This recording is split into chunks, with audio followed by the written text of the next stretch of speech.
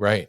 Well, and not only how can I assimilate that into my way of being and my own personal ethos, but it's like now after I've been so changed by this unconditional warmth and love, I've felt a responsibility to help other people feel that.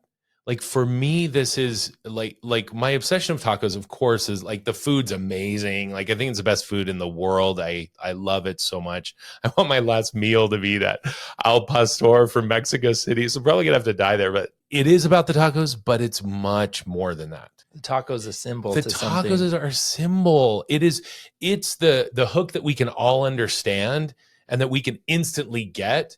And it's this great equalizer too, right? So you have like someone that's very wealthy next to someone that is maybe in a different type of position, not very wealthy, and they're like sharing salsa and pass me the lime and what'd you get and do you like it, and it's this great equalizer, like food is in general, right? But it's especially poignant there. And so for me, Mexico was such a gift for my soul, and me focusing on tacos and also churros are in a lot of ways my gift back to Mexico. And I just hope that I honor it. I hope that I want to elevate the Mexican culture and their mindset and thought process as not just a way, like a wonderful way to live your life in abundance, but also very, very impactful on a business and organizational level as well. Because our economy and our world has shifted from a consumer focused economy where it's strictly transactional to an interaction based economy, a relationship based economy, a connection based economy. We're demanding more from the places that get our money, time, and attention. We want them to feel like they know us. We want them to care about the things that we care about. And that's requiring businesses to think differently about how they're operating. It's not just I give you money, you give me something, and we call it. Yeah, That's a very something transactional approach. super transactional. And so for me, this idea of not just assimilating these great admirable characteristics into who I am, but now it's like let's share this with the world because this has the power to change all of us and help us all be wildly successful, not just as humans, but in whatever we're involved in, because this is the way that the world will continue to be, and even more so going forward. Well, so with that, I kind of want to hear a little bit more of, well, what experiences were contributing to you be able to formulate your method of how am I going to assimilate this and deliver this? And, what was your journey there? Because you didn't just go to Mexico for 2 years. You didn't just, plug this all together. There was much more to it, right? It's been a little while since you were there for 2 years, right? So easy. So, but that was impactful. First of all, I went to Mexico with you a year ago. Yeah.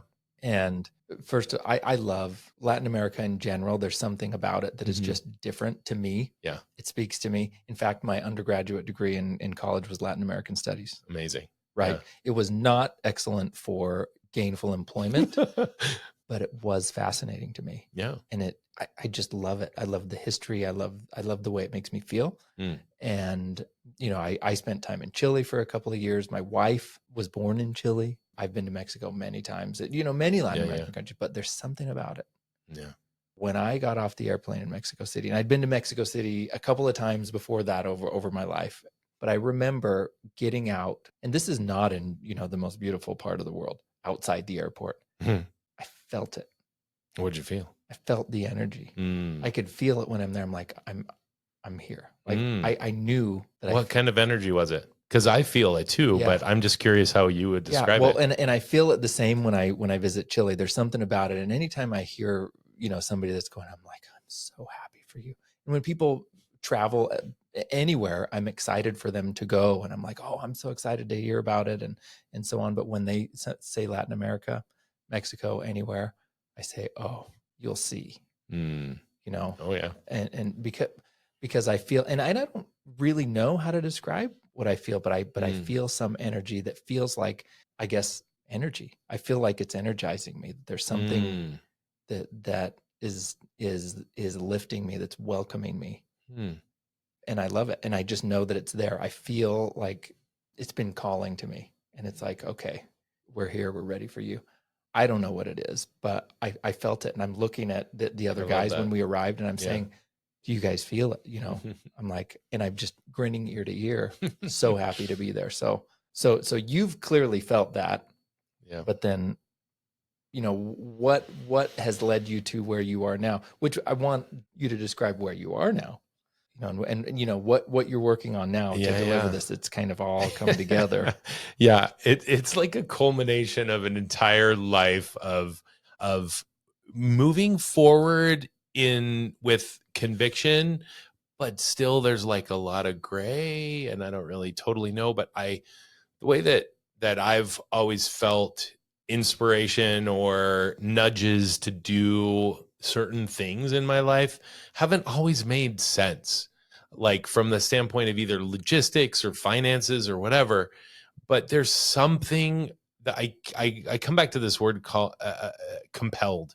Like I'm compelled to do. I felt that way with my very first internship, to return back to Mexico for the first time after I was a missionary, to do an internship in Mexico City. I was driven. I was unstoppable. I had to get an internship. I knew it.